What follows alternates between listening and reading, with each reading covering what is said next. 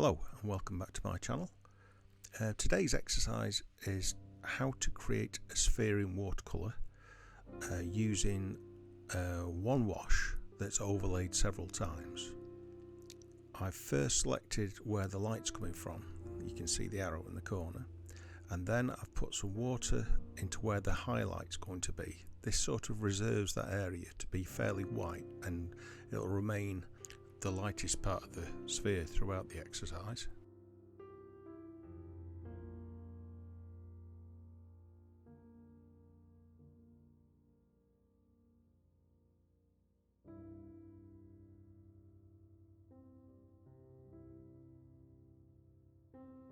I dry off each layer in between washes.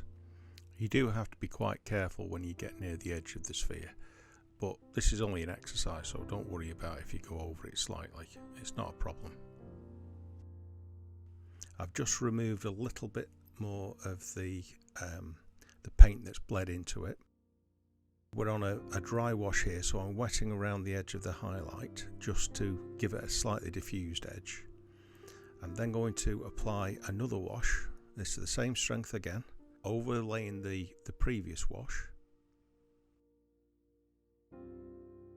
I've speeded this up a little bit because it does take a while. I mean, you've got as much time as you want to spend on this exercise, really. It's quite a straightforward exercise, but it does help you understand highlights and shadows. After I've applied the second wash, I'm removing some of the paint while the paint's still damp. This is to create a reflected highlight. So say if you imagine it was a snooker ball resting on a piece of white paper, that's the highlight it would give. I'm just drying it off in between washes again. The hairdryer speeds up the process. Now I'm dampening the surface of the sphere again, and I'm applying another layer of wash. The dampening of the area first again helps diffuse the transition between the colours. I'm alternating really between a charged brush with a watercolour wash on it and a wet or damp brush with clean water on it to soften the edge. You have to work fairly quickly here because it will dry pretty rapidly. I'm just applying another darker layer now to give it a reflected shadow.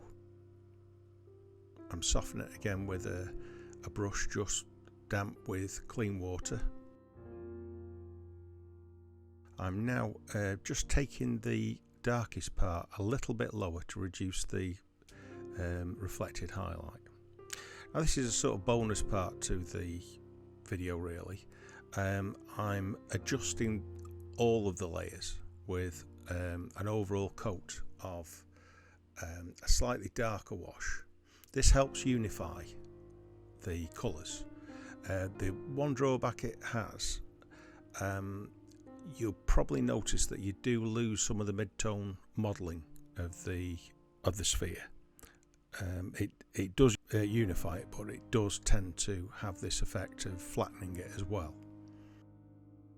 I'm now taking out a little bit more of where the water's crept in, and I'm going to apply one more shadow layer. I'm reaching the maximum really of the number of washes I can use with this alizarin crimson and French ultramarine mix.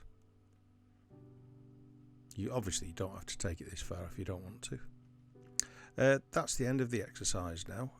If you've enjoyed this video, please look at other ones I've got in this series and like and subscribe. It really does help the channel grow. Thank you. Goodbye.